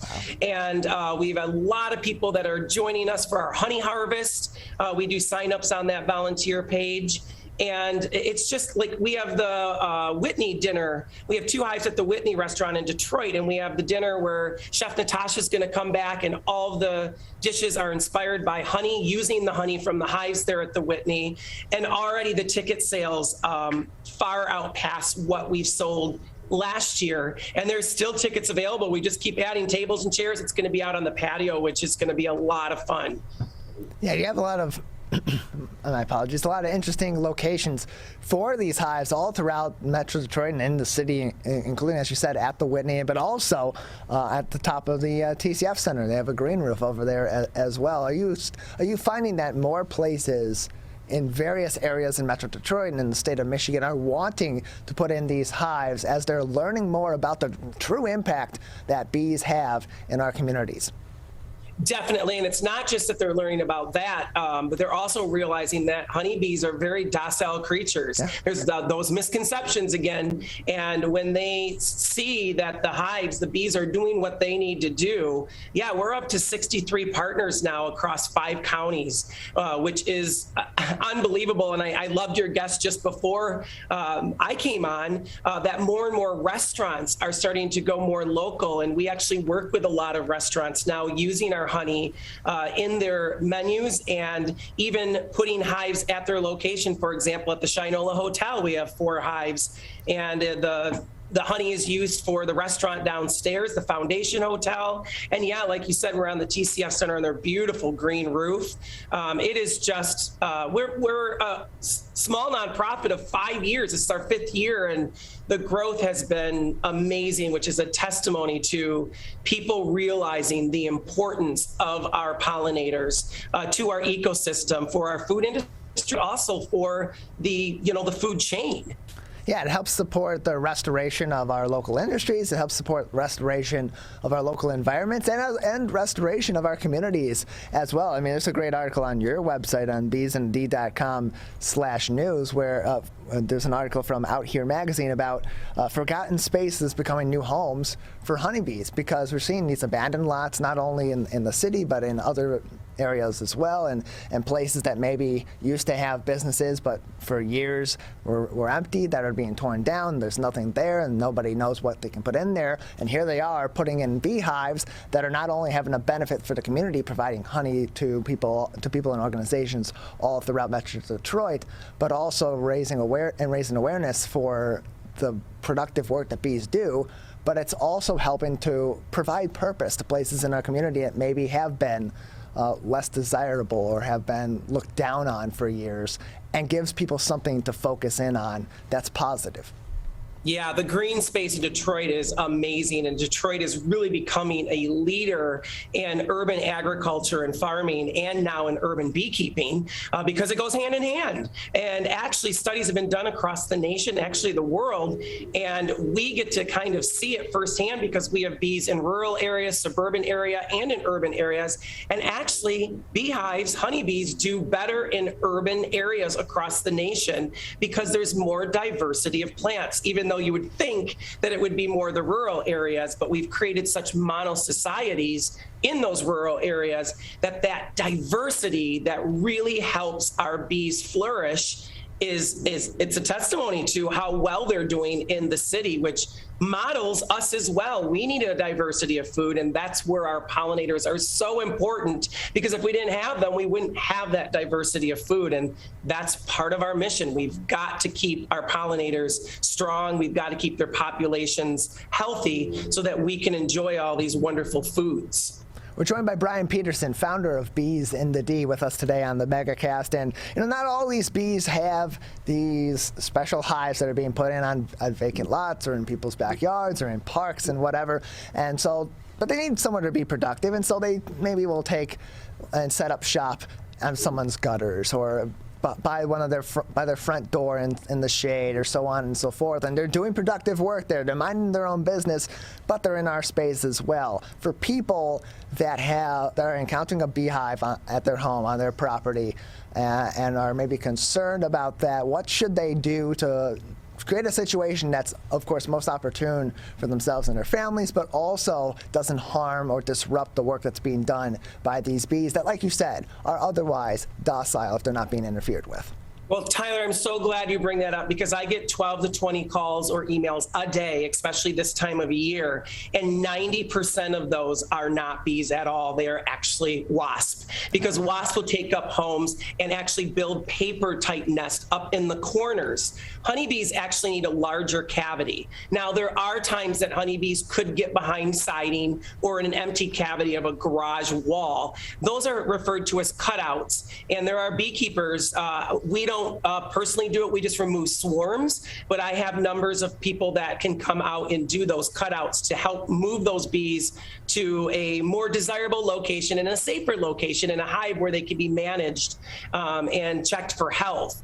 But we have some educational things if you go to beesandthed.com/bees that actually show you the different nests of bees and the different looks of the bees and wasps, so that you can help identify which ones they are. And really at this time of year especially, most of them are wasps, which are important to our ecosystem as well. They're just not those power pollinators like our bees are.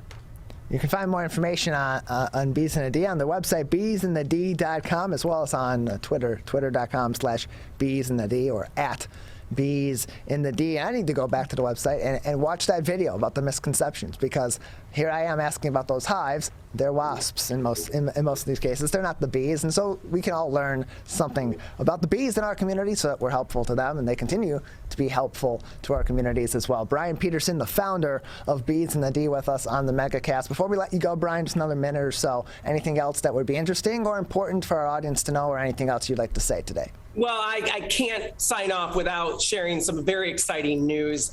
We had a 10-year goal of building one of the first pollinator education centers in the nation, and we are 5 years ahead of schedule. Wow. We just purchased land from the Land Bank of Detroit, and we are going to be putting an education center and botanic gardens in core city of Detroit.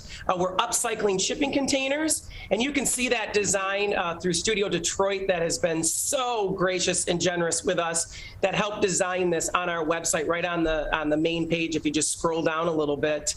And so we started the fundraising for that, and excited to have some very generous people that believe in our mission and understand what we're trying to do that are helping us out. So very excited about that, and can't wait to get it built so that we can have people on site educate more about our pollinators, about our gardens, rain gardens, of how we can build and work together with nature, especially after this year of rain with all the runoff water. So we're very excited about that project. Yeah, it's great news to hear. We've talked to you about this, the potential for this acquisition from the Detroit Land Bank several times before. And so good news that you have received that property, and you will be putting this project forward. Congratulations, and thank you, Brian. Thank you. It's happening. It is. Thanks for being with us today. I appreciate it. Have a great one. I couldn't breathe at all. As well. We appreciate there was having lots you on. of talk about putting me on a ventilator. I thought I was going to die.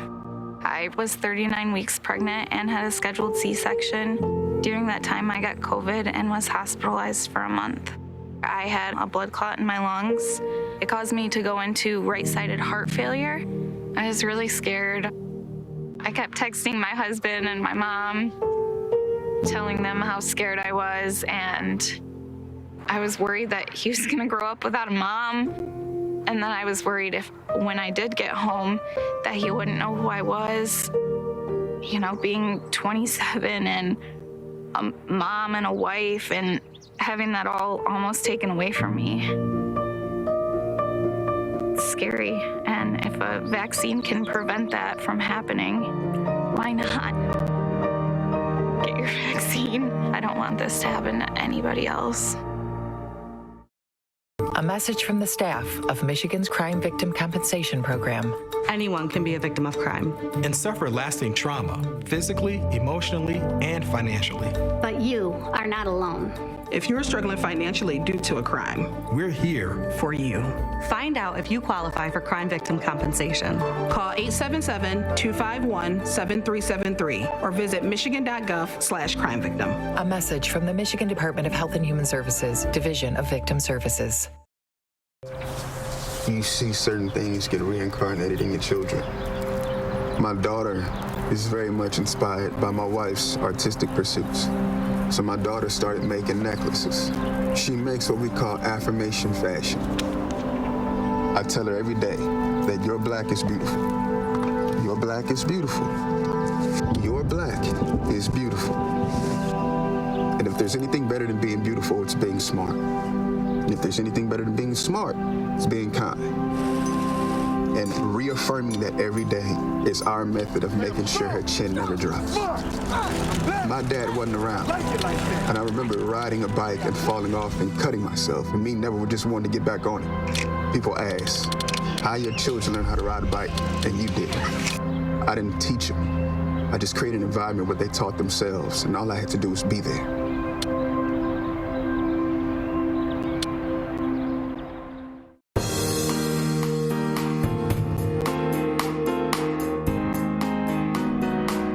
Back to the Megacast. I'm Tyler Keefe, alongside studio producer and audio operator Calvin Brown, with us in the studio each and every day on our live shows from 10 a.m.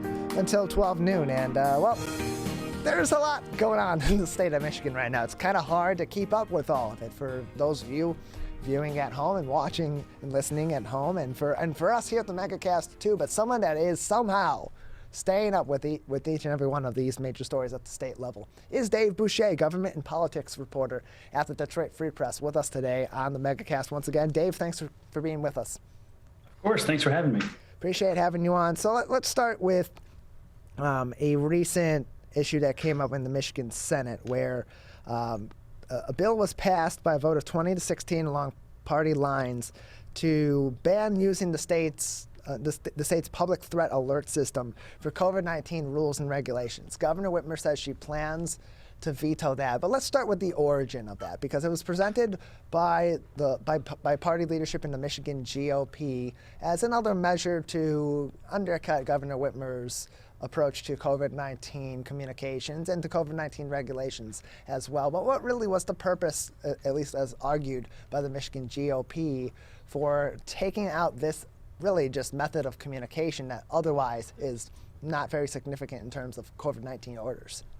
Right. So just broadly speaking, early on in the pandemic and a few times in 2020, about 4 times, the state sent out these alerts. You might have gotten it on your cell phone that kind of pop up and say, there's a new order, here's what it says, in relation to masks and the pandemic. The state argued it was a good way to spread information to help, protect people. Republican Bradley Slaw, he's from Zealand, he's in the House. He was the chief sponsor of the bill in the House. This is where this measure originated. And he said that essentially this executive orders and mask mandates aren't an emergency. And so they shouldn't qualify for something that is disseminated using this system. He said overusing the alert system is going to cause people to become numb to legitimate emergencies in the future. Now, we can get into the particulars of the legislation, but arguably the biggest problem here is that the bill is aimed at something called the public threat alert system. And that's not actually what the state used to send out these notifications about COVID measures. So even if this bill passed and the governor let it become law, which she's not going to, she's going to veto it, the state would still have the exact same power to issue the exact same alerts next year, next month, next week. So it's just a piece of legislation that, seemingly, like you said, was another way for Republicans to kind of curtail or attempt to curtail the state's authority when it comes to sharing information about pandemic orders. And it's really, kind of sputtering at this point. We're joined by Dave Boucher, government and politics reporter at the Detroit Free Press, with us today on the Megacast.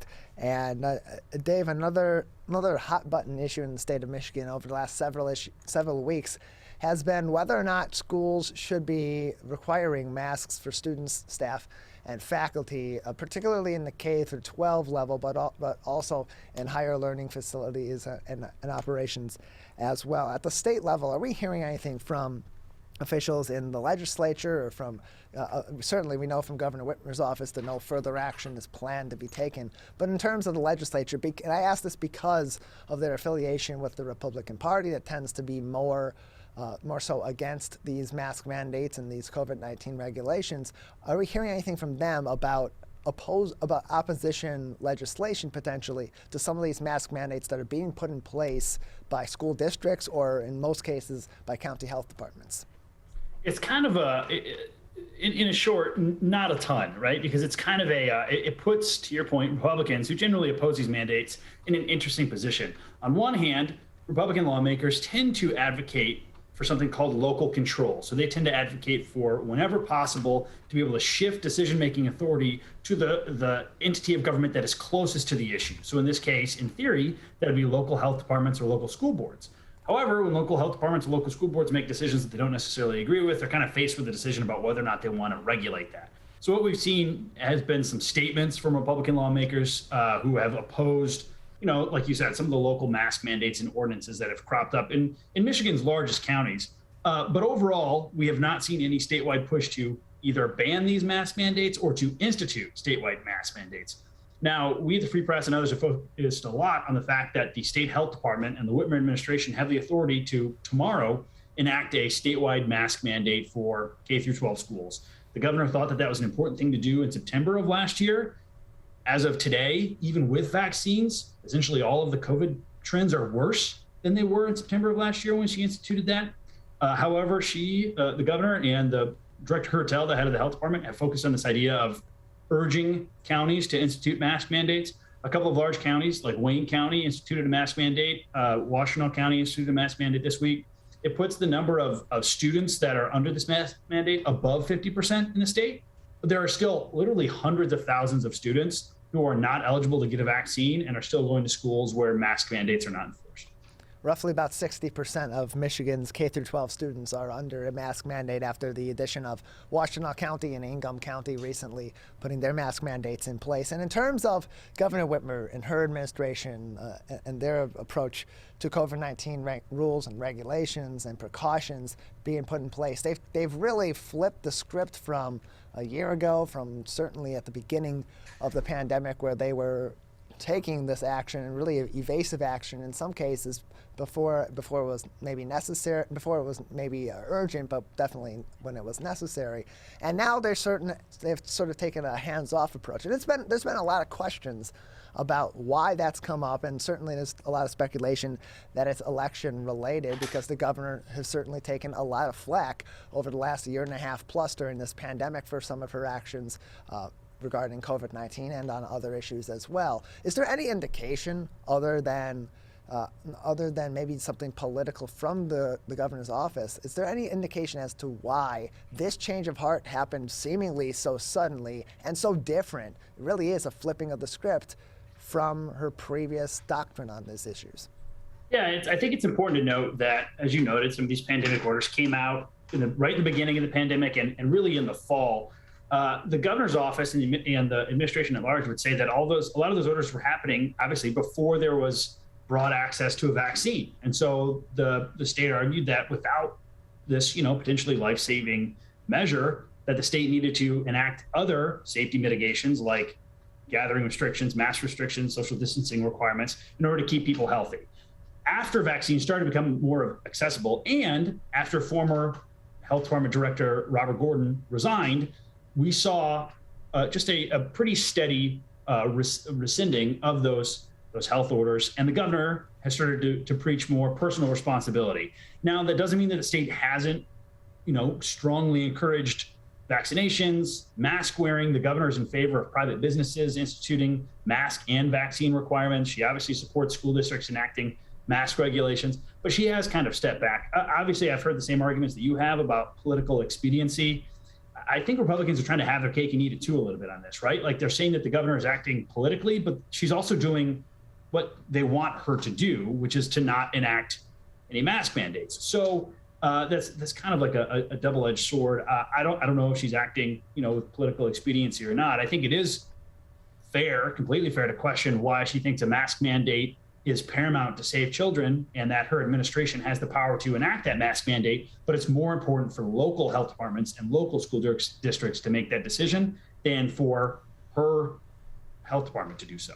We're joined by Dave Boucher. He's the government and politics reporter for the Detroit Free Press, with us today on the Megacast. And Dave, we had a report this week that Michigan is sending first responders to Louisiana to help with the Hurricane Ida rescue efforts. And that brings up, and especially as we've seen, certainly a lot of flooding in areas like in Newark earlier this week, and definitely down south in Louisiana, where there has been extreme damage. And our thoughts are definitely with the people of Louisiana and Mississippi and those down south who were directly hit by Hurricane Ida at its Category 4 stage in its progression. Here in Michigan, it brings up a similar topic that we've seen be a point of issue over the summer, which is the flooding that we've experienced here, particularly downriver near the city of Detroit, near Dearborn Heights. The Grosse Points certainly have been impacted by that as well.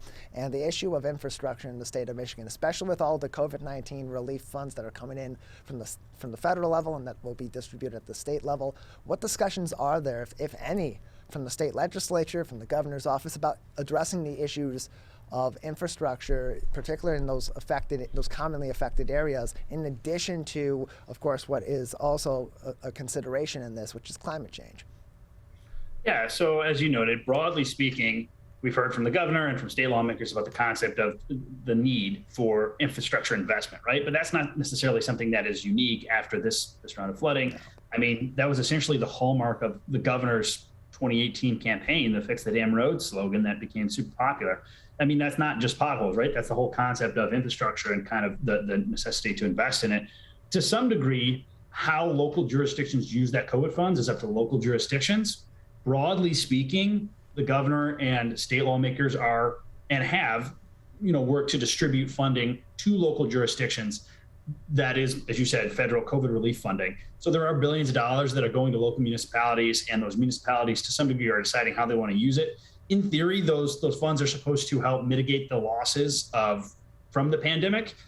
In practice, we'll see how much of that is dedicated to, critical infrastructure investment versus any number of other issues that, a city like Detroit or Dearborn, as you said, might want to address with that funding.